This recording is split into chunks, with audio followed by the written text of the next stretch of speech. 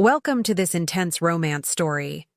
If you enjoy tales of dangerous love, forbidden passion, and the transformation of a powerful man through the love of an extraordinary woman, you're in the right place.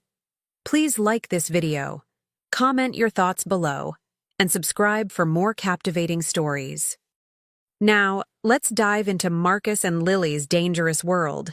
The city belonged to Marcus Kane. Every shadow, every whispered deal, every trembling businessman who paid protection money, all of it answered to him. At 33, he'd built an empire from the underground up, and his name alone made hardened criminals cross the street. The Kane family controlled everything that mattered, and Marcus sat at the center of that web of power like a dark king on an invisible throne. He moved through his world with calculated precision, his presence announced by the nervous shuffling of men twice his size. Tonight, he wore his usual armor, an impeccably tailored black suit that cost more than most people earned in a year, his dark hair slicked back perfectly, gold glinting at his neck and wrist. His bodyguards flanked him like silent sentinels as he made his rounds, collecting tributes, settling disputes, reminding everyone exactly who ran this city. But every king has a secret. Every monster has a weakness. Lily Chen had walked into his life 6 months ago like sunlight breaking through storm clouds. She'd been working the morning shift at Morrison's Diner, a small establishment in the neutral zone between territories. Marcus had stopped there by chance, needing coffee before a particularly tedious meeting with the mayor. She'd poured his cup, met his eyes without flinching, and asked if he needed anything else with such genuine warmth that he'd actually forgotten how to speak for a moment. Everyone else saw the Mafia boss. She saw a man who looked tired. He'd returned the next morning, and the morning after that. Within a week, his schedule revolved around that diner. Within a month, he'd memorized her schedule, her laugh, the way she tucked her light brown hair behind her ear when she was concentrating. Within 3 months, he'd done the unthinkable. He'd asked her to dinner, revealed exactly who he was, and watched her face cycle through shock, fear, and then something that stunned him even more. Understanding. "I know what you are," she'd said quietly that night, her blue eyes holding his without judgment. "I've heard the stories. But I also know you tip better than anyone I've ever served. You say please and thank you, and you've never once made me feel unsafe. So I'll go to dinner with you, Marcus Kane. But if you ever lie to me, we're done." He'd fallen in love with her in that moment. Completely, irrevocably, dangerously. Their relationship was a closely guarded secret. Marcus knew that the moment his enemies discovered Lily's existence, she would become a target. So he compartmentalized, ruthless crime lord by night, protective boyfriend in stolen moments. She never came to his penthouse, never met his associates, never entered his world. He always came to hers. Tonight was supposed to be one of those stolen moments. Lily had mentioned she'd be helping her friend Rachel at the Rusty Spoke, a dive bar on the edge of town. It wasn't her usual scene, but Rachel was short-staffed, and Lily never said no to helping someone in need. Marcus had finished his business early, dismissed his guards with instructions to wait in the car 3 blocks away, and decided to surprise her. The moment he pushed open the door to the Rusty Spoke, he knew something was wrong. The bar had gone silent. Not the comfortable quiet of contentment, but the suffocating silence of prey animals sensing a predator. Every eye in the place was fixed on the back corner, where a group of leather-clad bikers surrounded the bar. And at the center of that hostile circle, looking small and terrified but standing her ground, was Lily. Marcus's blood turned to ice, then to fire. The man looming over Lily was Tank Morrison, president of the Iron Wolves Motorcycle Club. He was a mountain of muscle and bad decisions, covered in tattoos and scars, with a reputation for violence that made even Marcus's associates nervous. The Iron Wolves ran drugs and guns through the industrial district, and while Marcus had allowed them to operate in exchange for a cut of their profits, there had always been tension. Tank didn't like answering to anyone. "Come on, sweetheart," Tank was saying, his voice carrying across the silent bar. "One drink, one dance. I don't bite. Much." His hand reached for Lily's arm. She stepped back, her voice steady despite the fear Marcus could see in her eyes. "I'm working, and I'm not interested." Tank's expression darkened. "You know who I am?" "I know exactly who you are," Lily replied, and Marcus felt a surge of pride at her courage even as terror clawed at his chest. "And my answer is still no." The bikers around Tank laughed, ugly sounds that promised violence. One of them grabbed Rachel, who yelped in fear. The bartender, an older man named Pete, reached for something under the bar, but Tank's second-in-command pulled a gun and placed it on the counter with a soft thud. "Nobody needs to be a hero tonight," Tank said, still focused on Lily. "Just one drink, princess, unless you want your friend here to have a real bad evening." Marcus saw red. He'd taken 3 steps into the bar before anyone noticed him. The first person who did, a biker near the door, actually stumbled backward, his face going white. The movement caught Tank's attention, and when the massive biker turned and saw Marcus Kane standing there, something fascinating happened. Every biker in the place went absolutely still. Tank's confident smirk faltered. His hand, which had been reaching for Lily again, fell to his side. The air itself seemed to thicken with tension so sharp you could cut yourself on it. Marcus said nothing. He didn't need to.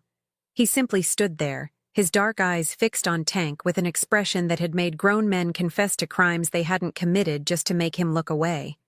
His hands hung loosely at his sides, but every person in that bar knew he didn't need weapons to be the most dangerous thing in the room. 3 seconds of absolute silence stretched into eternity. Then Tank cleared his throat. "Kane, didn't know you frequented places like this." Marcus still didn't speak.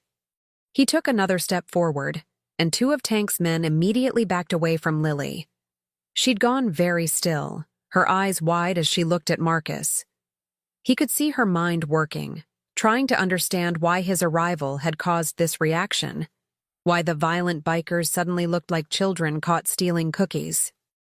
"We were just having a conversation," Tank continued, his bravado crumbling with each word. "No harm meant." Marcus finally spoke, his voice soft and cold as a knife blade.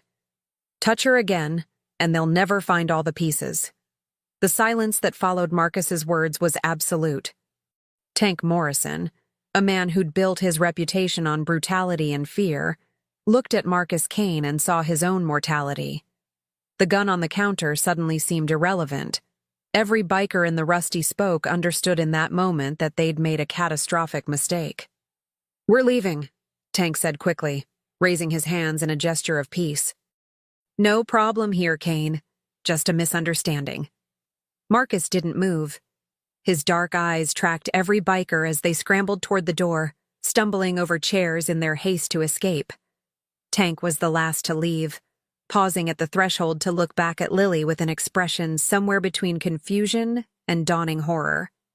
"She's yours?" Tank asked, his voice barely above a whisper. Marcus's expression could have frozen hell itself. Tank didn't wait for an answer. He disappeared into the night, and the roar of motorcycle engines faded into the distance. The moment the door closed, the bar erupted into nervous chatter. Pete the bartender let out a breath he'd been holding. Rachel clutched Lily's arm, her eyes wide with shock, and Lily stood frozen, staring at Marcus as if seeing him for the first time. Marcus crossed the room in 4 long strides. His hands cupped her face, tilting it up so he could examine her for any sign of injury. "Did he touch you? Did any of them hurt you?"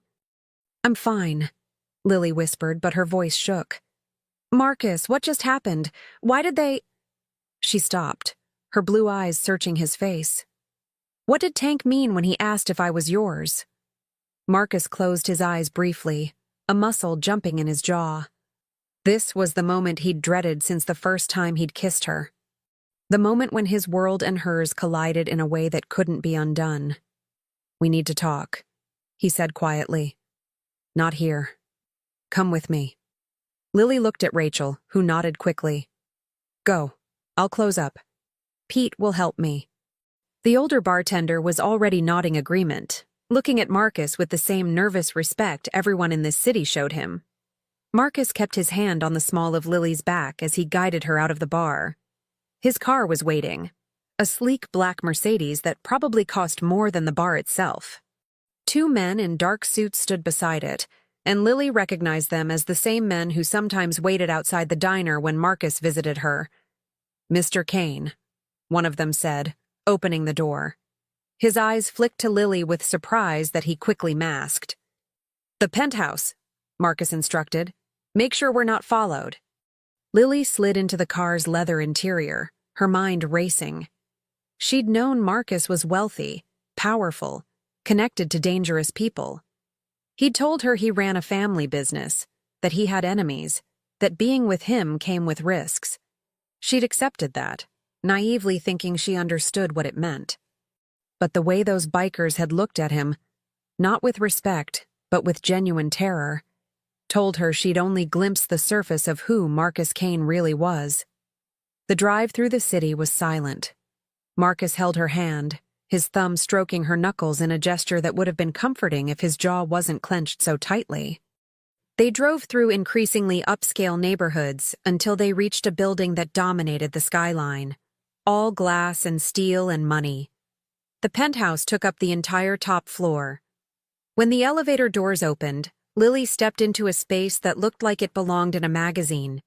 Floor-to-ceiling windows offered a view of the entire city spread out below like a kingdom. Everything was elegant, expensive, and somehow cold despite the obvious luxury.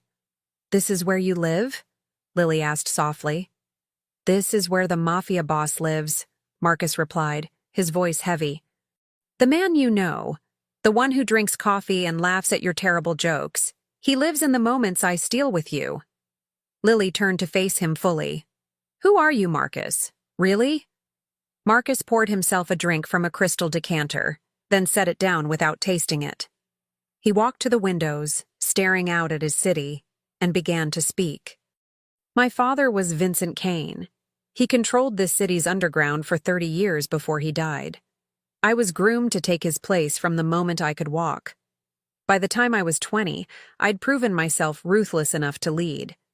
By 25, I'd expanded our territory and eliminated 3 rival families. I'm not just connected to dangerous people, Lily.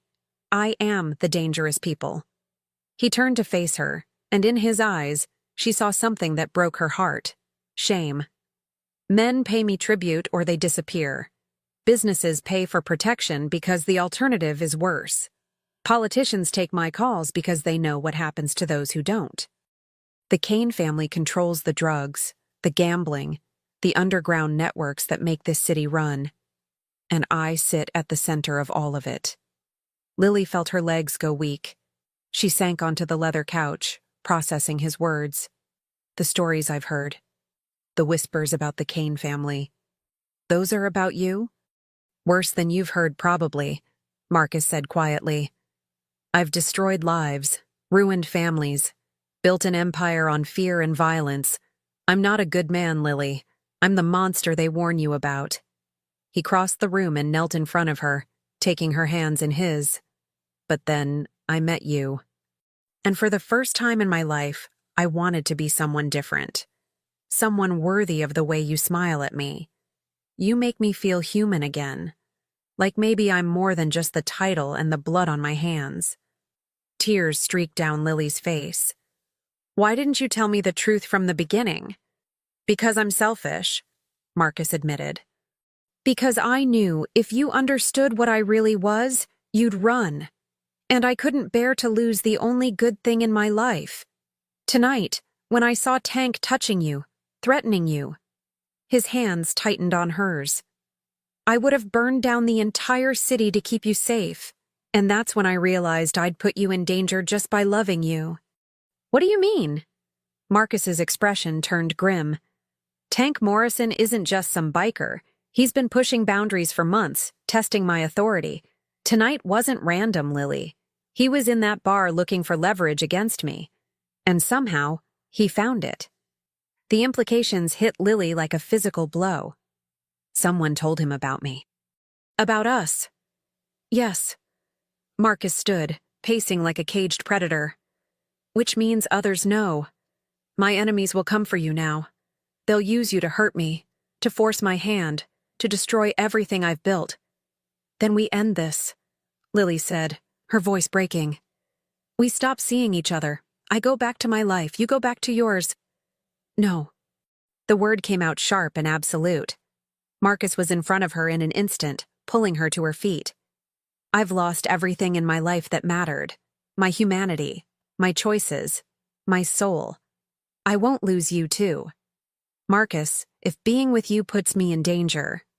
Being with me makes you the most protected person in this city, he interrupted. I'll surround you with guards, move you somewhere safe. No one will touch you while I'm breathing. Lily reached up to cup his face, feeling the stubble on his jaw, seeing the desperation in his dark eyes. This powerful, terrifying man was breaking apart at the thought of losing her. And despite everything, despite the revelations and the danger and the absolute insanity of loving a crime lord, she realized she couldn't walk away either. I should be terrified of you, she whispered. Everything you've told me should send me running. But, Marcus's voice held desperate hope. But when I look at you, I don't see a monster. I see the man who tips 40% because he knows I'm putting myself through school, who remembered I love sunflowers and had them delivered on my birthday, who listens when I talk about my dreams of opening a bookstore like they're the most important thing in the world. She pulled his face down to hers. I see you, Marcus. Not the title. Not the fear. You. Marcus kissed her then, and it was different from every kiss they'd shared before. This one tasted of relief and desperation and promises neither of them should make. When they finally broke apart, both were breathing hard. This won't be easy, Marcus warned. My world is violent, unpredictable. There will be times when I have to do things, handle situations, that you can't know about. Times when the man you love has to become the Mafia boss everyone fears. I know, Lily said, but I'm choosing you anyway, all of you. Marcus pulled her against his chest, holding her like she might disappear. Outside the windows, the city glittered in the darkness. His kingdom, his prison, his responsibility. But in his arms was something more precious than all of it. I'll keep you safe, he murmured into her hair. I swear it. Neither of them saw the red dot from a laser sight that briefly touched the window before disappearing. Neither of them knew that across the street, in a building they'd never notice, someone lowered a pair of binoculars and smiled. The game had changed, and the stakes had never been higher. The next 2 weeks existed in a strange limbo between paradise and paranoia.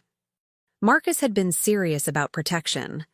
Lily now had 2 bodyguards who followed her everywhere. Silent shadows she tried to pretend didn't exist.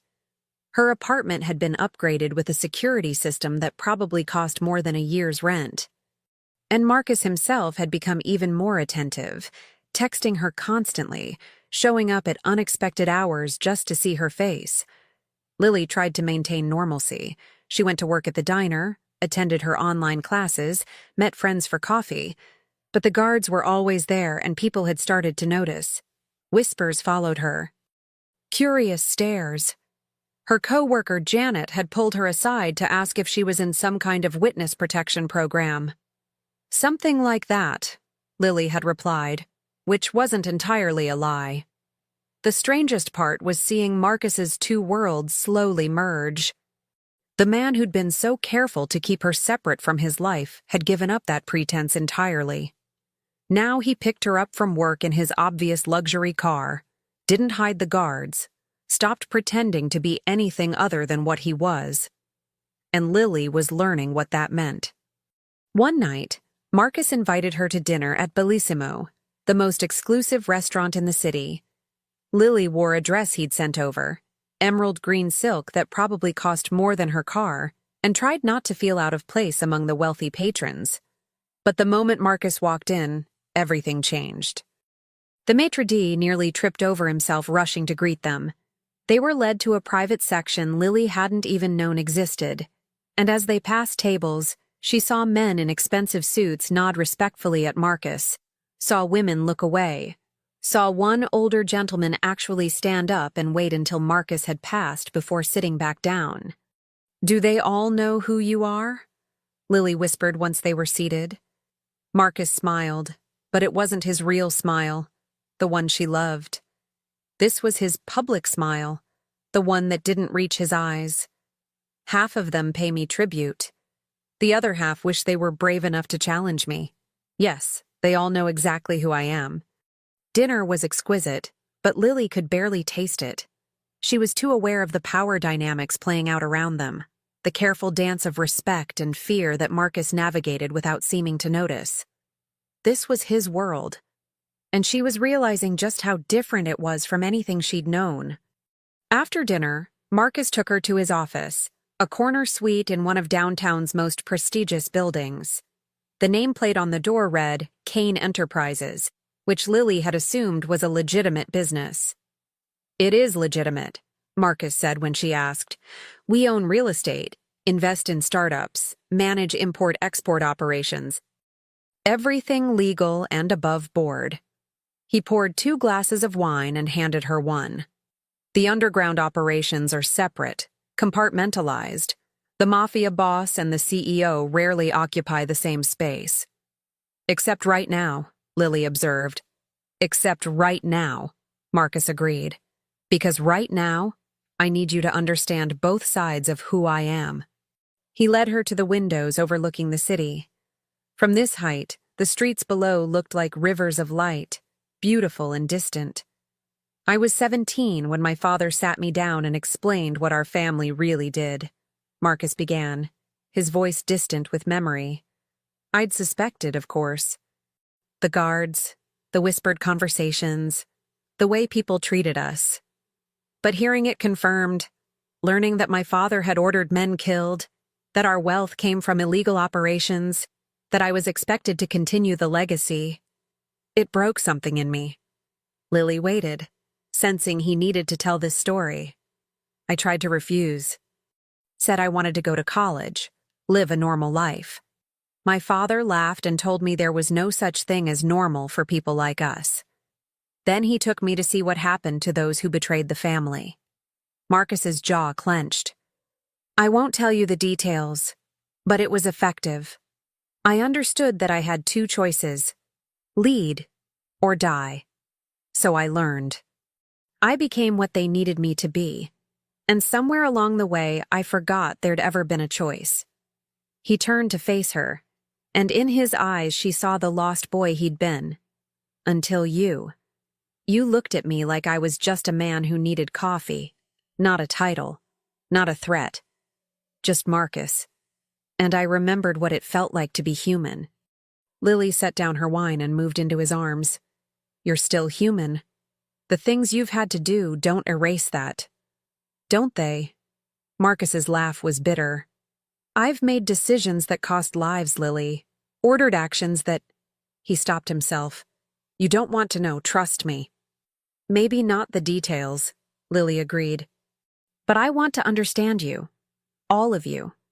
The good and the bad and everything in between." Marcus kissed her forehead. "You're too good for this world. For my world. Then maybe it's time your world changed." Before Marcus could respond, his phone buzzed. He glanced at it and his entire demeanor shifted. The tender boyfriend disappeared, replaced by the cold Mafia boss in an instant. "I have to go," he said tersely. "Something's happened." "What? Marcus, what's wrong?" He was already moving toward the door, texting rapidly. "One of my operations was hit tonight. People are dead. This was an attack, and I need to handle it." He paused, turning back to her. "I'll have someone drive you home. Extra guards tonight. Don't go anywhere alone." "Marcus." "Please, Lily." His voice cracked slightly. "I need to know you're safe while I deal with this." She nodded, and he kissed her hard before leaving. 30 seconds later, a woman in a dark suit appeared to escort Lily home. The woman was polite but clearly deadly, and Lily found herself wondering how many people in Marcus's orbit were trained killers. The next morning, Marcus didn't come to the diner, or the morning after that. His texts became shorter, more cryptic. Handling business. Stay safe. Love you.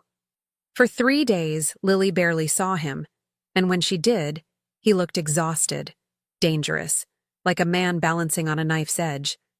On the 4th day, he finally showed up at her apartment at 2 a.m. He looked terrible. His suit rumpled, shadows under his eyes, a healing cut on his cheekbone. Lily pulled him inside without a word and led him to the bathroom. As she cleaned the cut, Marcus closed his eyes and let her work. "The attack was the Iron Wolves," he said quietly. "Tank Morrison decided he was tired of answering to me. He hit 3 of our locations simultaneously, trying to start a war." Lily's hand stilled. "What happened?" "I ended it." Marcus's voice was flat, emotionless. "The threat has been neutralized. The Iron Wolves are no longer a problem." Lily didn't ask for details. She didn't want to know what neutralized meant in Marcus's world. Instead, she finished bandaging his cheek and took his hand, leading him to bed. He fell asleep almost instantly, his head on her chest, and Lily lay awake holding him. This was her life now, loving a man who commanded an empire of shadows. A man who protected her fiercely but also lived in constant danger. A man who was both Marcus and the Mafia boss, and learning to reconcile those two identities was terrifying. But as she stroked his hair and felt him relax in sleep, Lily realized something important. She wasn't afraid of who Marcus was. She was afraid of losing him. And that fear was worth fighting through. Because some loves were worth the danger. Some loves were worth everything. The morning sun found them still tangled together, a crime lord and a waitress, finding peace in each other despite the chaos surrounding them. Outside, the city woke up to a new reality. The Iron Wolves were gone, and Marcus Kane's position was stronger than ever. But in a warehouse across town, a man smiled as he looked at photographs of Lily Chen. The real game was just beginning. And this time, Marcus Kane would learn that some enemies couldn't be neutralized with violence or fear. Some enemies knew exactly where to strike to bring down an empire. And her name was Lily. The warehouse fire made the evening news. "Gang-related violence," the reporter said, standing in front of the smoldering remains of what had been an Iron Wolves stronghold. "Authorities suspect an escalating turf war, though no arrests have been made." The camera panned across the destruction, and Lily turned off the television with shaking hands. Marcus sat beside her on the couch, his expression unreadable. He'd arrived an hour ago, showered, changed into fresh clothes, and now looked nothing like the exhausted man who'd collapsed in her arms days before. But Lily could see the tension in his shoulders, the way his jaw clenched when the news mentioned casualties. "Was that you?" she asked quietly. "That was necessary," Marcus replied, which wasn't really an answer. "Tank Morrison made a move against my family," I responded. "That's how this world works." Lily wanted to ask more. How many people died? Whether Marcus had been there, what responded actually meant. But she also knew she didn't want those images in her head. Some doors, once opened, couldn't be closed. "Is it over?" she asked instead. Marcus took her hand, his thumb tracing circles on her palm. "For now, Tank is gone." His lieutenants scattered. The Iron Wolves are finished as an organization. But he hesitated, and that hesitation scared her more than anything else. "There's something else. Something that doesn't make sense." "What do you mean?" "Tank shouldn't have known about you," Marcus said, his dark eyes troubled. "I was careful. We were careful. But he walked into that bar specifically looking for you, Lily. He knew your schedule, knew you'd be helping Rachel that night. Someone told him. Someone inside my organization." The implications sent ice through Lily's veins. "You have a traitor?" "Yes. And until I find out who, you're not safe." Marcus stood pacing to the window. "I've moved you up the priority list. 4 guards now instead of 2. I'm installing panic buttons throughout your apartment. And I want you to move." "Move?" "Marcus, I can't just—" You can, and you will. His tone brooked no argument. I own a secure building downtown. Penthouse level, restricted elevator access, guards on every floor. You'll be safer there. You want me to move into one of your properties? To live in a gilded cage while you hunt for whoever betrayed you? Marcus crossed the room in 2 strides, pulling her to her feet. I want you alive. I want to sleep at night knowing that no one can get to you. I want... His voice broke. I can't lose you, Lily. Not now. Not when I've finally found something worth more than all of this. Lily saw the fear in his eyes, raw and real, and felt her resistance crumble. Okay, I'll move, but only temporarily, until you find this person. Relief flooded Marcus's features. He kissed her deeply, pouring everything he couldn't say into that kiss. When they broke apart, he rested his forehead against hers. Thank you. I know this isn't what you signed up for. I signed up for you, Lily whispered. All of you. Even the parts that terrify me. The next week was a blur of activity. Marcus's people moved Lily's belongings to the new apartment, a stunning space with floor-to-ceiling windows, modern furniture, and enough security to guard a president. Lily tried to feel grateful rather than trapped, but the constant presence of guards and the knowledge that she couldn't come and go freely weighed on her. Marcus visited every day, sometimes for hours, sometimes for just stolen moments between meetings.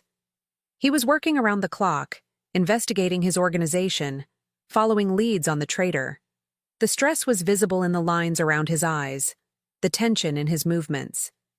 One evening, 3 weeks after the warehouse fire, Marcus arrived with blood on his shirt cuff.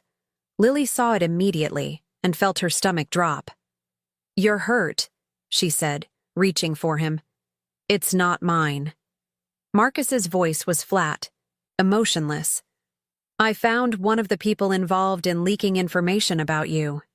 He clarified some things before he was dealt with. Lily forced herself not to ask what dealt with meant. Instead, she helped Marcus out of his jacket and shirt, running her hands over his chest and arms to confirm he really was uninjured. What did you learn? The traitor isn't just selling information. They're building a case against me. Federal case. They've been feeding information to the FBI for months. Marcus's laugh was bitter. Someone in my inner circle has decided to bring down the entire Kane family. Can they? I mean, if they have evidence, they have fragments, pieces of conversations, financial records, testimony from low-level operators. Nothing that directly connects me to anything illegal. Marcus sat heavily on the couch. But if they keep gathering evidence, eventually they'll have enough. And then everything I've built, everyone who depends on the Kane family for protection and livelihood, all of it falls apart. Lily sat beside him, processing this new threat. So, what do? I find them before they can finish building their case. I shut down the investigation, and then... Marcus's eyes went cold in a way that made Lily shiver. Then I make an example that ensures no one ever tries this again. Marcus, if you're talking about violence, I'm talking about survival. He turned to face her. This person isn't just betraying me, Lily. They're putting you in danger. Because when the FBI moves on me, they'll use you as leverage. They'll threaten you with charges, maybe even stage your arrest to force my hand. You become a pawn in a game you never asked to play. Lily hadn't considered that angle. The FBI would really do that? They'll do whatever it takes to bring down a major crime family. And I can't protect you from federal charges the way I can protect you from street thugs. Marcus took her hands. Which is why I need to end this. Fast. Before it spirals beyond my control. Over the next few days, Marcus became increasingly distant. He spent hours locked in his office, held meetings that lasted until dawn, made phone calls in Italian that Lily couldn't follow. His organization was clearly mobilizing, hunting for the traitor with an intensity that bordered on obsession. Then, on a Thursday evening, Marcus came to the apartment with news written all over his face. We found him, he said without preamble. My cousin, Antonio. He's been the one feeding information to the FBI. Lily gasped. Your own family? My father's nephew. He's been with the organization for 15 years. Marcus poured himself a drink with steady hands. Apparently, he thought he should have inherited leadership when my father died. He's been planning this for years, waiting for the right moment to destroy me and take over. What happens now? Marcus drained his glass. Now I call a meeting. All the family heads, all the lieutenants. Antonio will be there, thinking he's been summoned for routine business. And I will address the betrayal publicly. Let everyone see what happens to those who break faith with the Kane family. You're going to kill him. Lily's voice was barely above a whisper. I'm going to deal with him according to the laws of our world, Marcus corrected.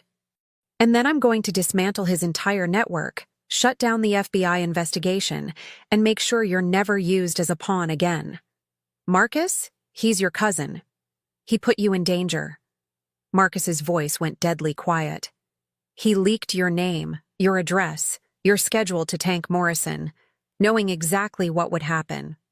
Everything that's happened, the bar, the threats, you having to move here, all of it traces back to Antonio. So yes, Lily, I'm going to handle this. And I need you to understand that this is who I am. This is what I do. Lily stood and walked to the windows, looking out at the city lights. She'd known, intellectually, what Marcus was capable of. But hearing him calmly discuss executing his own cousin was different. This wasn't the man who brought her coffee or listened to her talk about books. This was the Mafia boss, cold and calculating and utterly ruthless. I can't watch you become a monster, she said softly. Marcus was behind her in an instant, his hands on her shoulders. I've always been a monster, Lily. You just chose to see past it. But the monster is what keeps you safe. The monster is what ensures that people like Antonio can't use you against me. I need you to understand that I would do anything, destroy anyone, to protect you. Lily turned to face him, tears streaming down her face. And what happens when you've destroyed everyone? When there's no one left to threaten us? Will you still be you? Or will you be so consumed by this life that the man I love disappears completely? Marcus wiped her tears with his thumbs, his expression anguished. I don't know. I don't have an answer for that. All I know is that right now, in this moment, I need to handle Antonio. And then maybe we can figure out what comes next. Promise me something, Lily said. Promise me that after this, after you deal with Antonio and shut down the investigation, you'll consider stepping back, finding someone else to run things. Because I can't keep living like this, Marcus. Always afraid, always waiting for the next threat. I love you, but I can't build a life in constant fear. Marcus pulled her against his chest, holding her so tightly it almost hurt. I promise. After this, things change. I'll find a way to step back, to give us a real chance at something normal. Just trust me to do what needs to be done first. Lily nodded against his chest, but doubt gnawed at her. She'd seen enough crime movies to know that people didn't just walk away from this life. The Empire had its hooks in Marcus deep, and extracting himself would be nearly impossible. But she loved him. And love meant believing in the possibility of change, even when logic said otherwise. Marcus left that night with one last kiss, heading to the meeting that would decide Antonio's fate. Lily stayed in the apartment, surrounded by guards, and prayed that the man she loved wouldn't be completely consumed by the monster he needed to be. Outside, the city glittered in the darkness, beautiful and dangerous and utterly indifferent to the small dramas of crime lords and waitresses. Somewhere in that city, Antonio waited, unaware that his betrayal had been discovered. And somewhere else, federal agents reviewed files, building their case, unaware that their star witness was about to disappear. The game was reaching its endgame. And only one question remained. Would Marcus Kane emerge victorious, or would the price of winning cost him everything that mattered? The meeting happened in a place Lily would never see, a private estate outside the city, heavily guarded and far from prying eyes. Marcus had left at midnight, his expression carved from stone, and Lily hadn't heard from him since.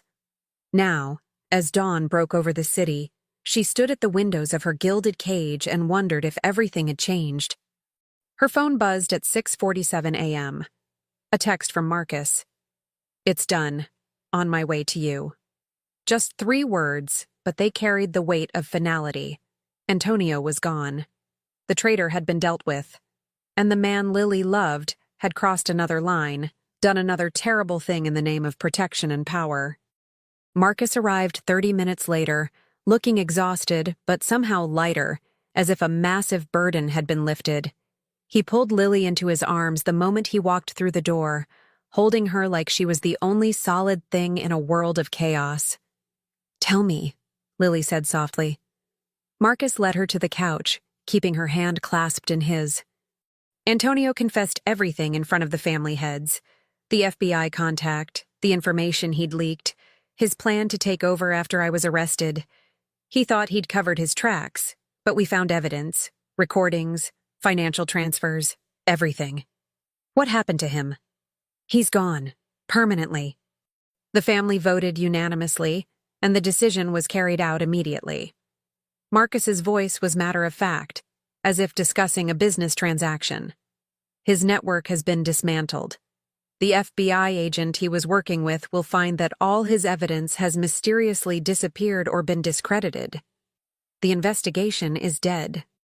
Lily processed this, trying to reconcile the relief she felt. She was safe now, with the horror of what it had cost. And the family? How do they feel about you executing your own cousin? They respect strength, Marcus said. Antonio's betrayal threatened everyone, not just me. By dealing with him decisively, I proved that the Kane family doesn't tolerate traitors, regardless of blood. If anything, my position is stronger now than it was before. So you won. I survived. There's a difference. Marcus cupped her face in his hands. But now comes the hard part, keeping my promise to you. Lily's heart skipped. You meant it? About stepping back? I've already started the process. Marcus stood and walked to the windows, looking out at his city. I've appointed Carlo Rossi as my successor. He's been my second in command for 10 years. He's loyal and he's competent. Over the next 6 months, I'll transition authority to him, maintain a consulting role to ensure stability, and then step away entirely. Lily couldn't believe what she was hearing. You're really going to walk away from all of this? Not walk away. Restructure my relationship with it. I'll always be a Kane, always be connected to the family. But I won't be the one making life and death decisions. I won't be the one everyone fears. I'll be. Marcus turned to face her, and in his eyes, she saw hope. I'll be the man you deserve, or at least, I'll try to be. Tears streamed down Lily's face as she crossed the room to him. Why? Why are you willing to give up everything you've built? Because I finally understand what matters. Marcus brushed away her tears. Power is empty, Lily. The empire is just buildings and money and fearful men. But you're real. You're the only thing in my life that makes me feel human. And I'd rather be a nobody with you than a king alone. They kissed then, and it felt like a beginning instead of just another stolen moment. When they finally broke apart, both were smiling through tears. So what do we do now? Lily asked. Now we start building a real life. Marcus pulled her to the couch and she curled against him. I want you to go back to school, finish your degree. Open that bookstore you dream about. I'll use my legitimate businesses to fund it. Completely legal, no questions asked. We'll get a house somewhere quiet, maybe with a garden for those sunflowers you love. And maybe, if you'll have me. He reached into his pocket and pulled out a small velvet box. Lily's breath caught as Marcus opened it to reveal a stunning diamond ring. Elegant, simple, perfect. Lily Chen, will you marry me? Marcus's voice shook slightly. Will you take a chance on a reformed crime lord who loves you more than anything in this world? I can't promise perfect, and I can't erase my past. but I can promise that every day forward, I'll try to be the man you see when you look at me. Yes. Lily didn't hesitate. Yes, I'll marry you, Marcus Kane. Monster, mafia boss, and all. Marcus slipped the ring on her finger, and they sat there as the sun rose over the city, holding each other and imagining a future that had seemed impossible just hours before. The next 6 months were transformative. Marcus kept his word, gradually transferring power to Carlo while maintaining enough influence to ensure the transition was smooth. There were tense moments. Old enemies who tested Carlo's leadership, younger members who questioned the change, business deals that required Marcus's personal attention. But slowly, inevitably, the machine learned to run without Marcus at the controls. Lily watched him change during this time. The constant tension in his shoulders eased. He smiled more, laughed more, stopped checking his phone every 30 seconds.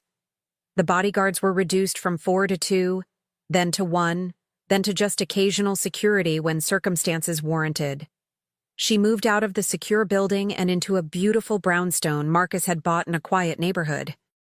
She also went back to school, finishing her business degree while planning her bookstore. Marcus threw himself into helping her, using his legitimate connections to secure the perfect location, his business acumen to structure the finances, his surprising knowledge of literature to help design the space. Watching him transform from crime lord to supportive partner was like watching a man remember how to breathe. But there were hard days, too. Days when Marcus got calls about family business and had to disappear for hours, returning tense and distant. Days when someone from his old life showed up demanding his attention, his authority, his decision on matters of life and death. Days when Lily saw the monster flicker behind his eyes and wondered if he could ever really leave it behind. On one such day, Marcus came home from a meeting looking shaken. Lily found him standing in their study, staring at a photograph of his father. "Carlo called," Marcus said quietly. "There's a situation with the Moretti family. They're pushing boundaries, testing whether I'm really out or just playing games." Carlo wanted to know if he had authority to respond with force. "What did you tell him?" "I told him he's in charge now, that his decisions are his own." Marcus set down the photograph. But it took everything in me not to take over, not to tell him exactly what to do. This life, it's in my blood, Lily. I don't know if I'll ever completely escape it. Lily went to him, wrapping her arms around him from behind. "You don't have to escape it. You just have to not let it consume you. There's a difference between being connected to your family and being ruled by it." Marcus turned in her arms, pulling her close. "How did I get so lucky? How did I find the one person who understands all of this?" "Maybe we found each other," Lily said. "Maybe we were both looking for the same thing. Someone who sees past the surface to who we really are." They married on a Saturday in October, exactly 1 year after that night in the Rusty Spoke. The ceremony was small, just close friends and the few family members Marcus still trusted. Carlo stood as best man, a visible symbol of the transition. Lily's parents came, nervous but trying to understand their daughter's choice. And Rachel was there, smiling through tears as her best friend married the man who'd terrified her that night in the bar. As Lily walked down the aisle toward Marcus, she saw him waiting at the altar in a perfectly tailored suit, his dark eyes bright with unshed tears. This wasn't the mafia boss who'd terrified an entire city. This was just Marcus, her Marcus, vulnerable and hopeful and completely in love. "I, Marcus Kane, take you, Lily Chen, to be my wife," he said when the time came, his voice strong and clear. "I promise to protect you, honor you, and love you for all my days. I promise to be worthy of the faith you've shown in me. I promise that every day I'll try to be more man than monster." Lily squeezed his hands. "I, Lily Chen, take you, Marcus Kane, to be my husband. I promise to see you, all of you, and love you anyway. I promise to be your anchor when the darkness calls. I promise that no matter what comes, we face it together." When they kissed, the small gathering erupted in applause. And in that moment, Lily felt the last pieces of fear fall away. She'd chosen this man, this life, with her eyes wide open. And he'd chosen her over everything else. The reception was held at Marcus's penthouse, the same place where he'd first revealed his true identity. But now it felt different.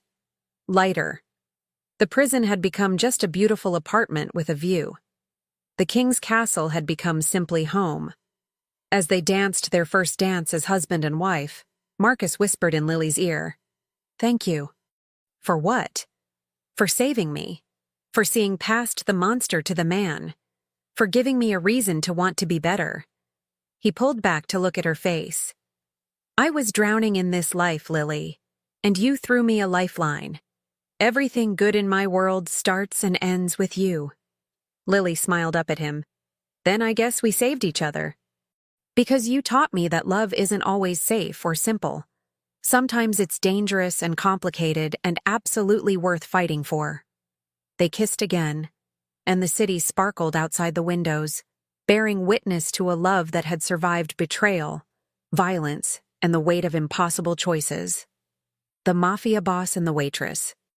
The monster and the woman who tamed him. The most unlikely love story ever written. And they were just getting started. 5 years later, Lily stood in the doorway of Page and Bloom Books, her bookstore, watching Marcus play with their daughter Sophia in the children's section. At 3 years old, Sophia was pure joy, dark hair like her father, blue eyes like her mother, and a personality that charmed everyone she met. Right now, she was making Marcus read The Very Hungry Caterpillar for the 4th time in a row, and he was doing all the voices. "Again, Daddy," Sophia demanded when he finished. "One more time, Principessa, then we have to help Mommy close the store," Marcus said, already turning back to page 1. Lily smiled, her heart full. This was their life now. The bookstore had become a beloved fixture in the neighborhood, hosting reading groups and author events and simply being a place where people felt welcome. Marcus had proven to have an unexpected talent for the business side, managing inventory and finances, while Lily handled the creative aspects. Together, they'd built something beautiful. Their home life was equally peaceful. The brownstone had been filled with laughter and love, with quiet dinners and Sunday morning pancakes and all the ordinary moments Lily had once thought impossible. Marcus still consulted occasionally with Carlo on family business, but those calls were rare now. He'd successfully stepped back, becoming more advisor than leader. But Lily would be lying if she said the past had completely released its grip. There were still nights when Marcus woke from nightmares, still moments when someone recognized him, and their expression shifted from friendly to fearful. There were conversations they had to have with Sophia about why some people knew Daddy but didn't talk to him, why they had better security than other families, why certain questions shouldn't be asked in public. The reality was that Marcus Kane would always be connected to his past. The difference was that now, the past no longer defined him. "Lily?" Marcus's voice pulled her from her thoughts. He was holding Sophia's hand, both of them looking at her with matching expressions of mischief. "Sophia has a question for you."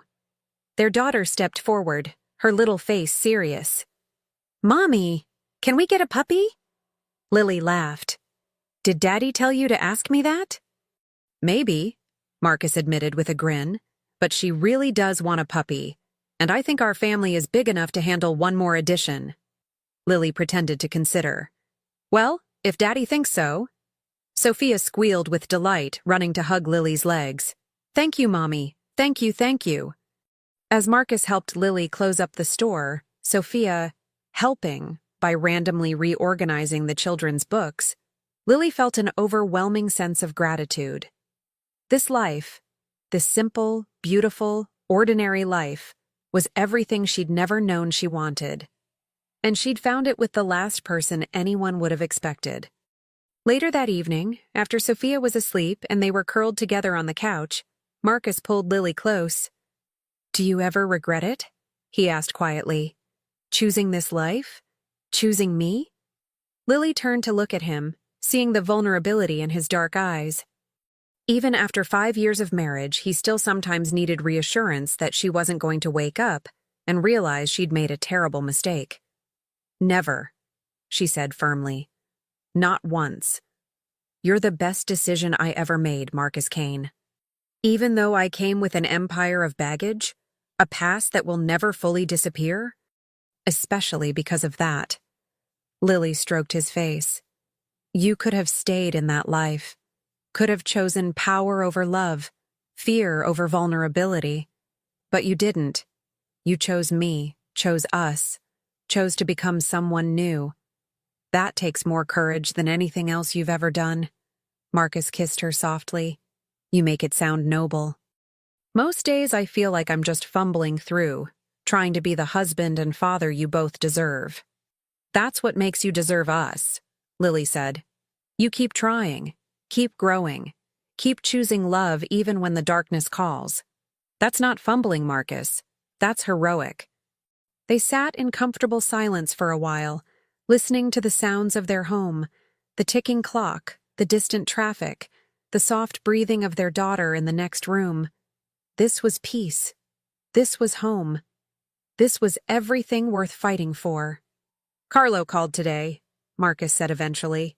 "The Moretti situation has stabilized. The new leadership is working well with ours. Everything I built is thriving without me."